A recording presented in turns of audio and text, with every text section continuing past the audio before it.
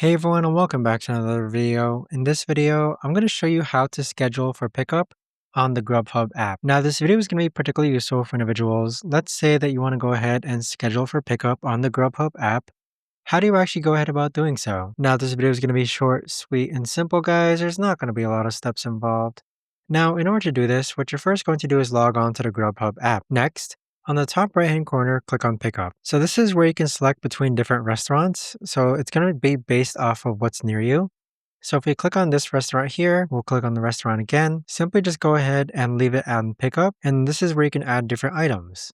So we're going to go ahead and add this item, then click on Add to Bag, then click on View Order, and simply click on Continue to Checkout, and there you have it. But that right there, guys, is the best and easiest way that I know of to actually go ahead and schedule for pickup on the Grubhub app. If you guys know of a better or easier way to actually do this, let me know in the comments down below. I would love to know.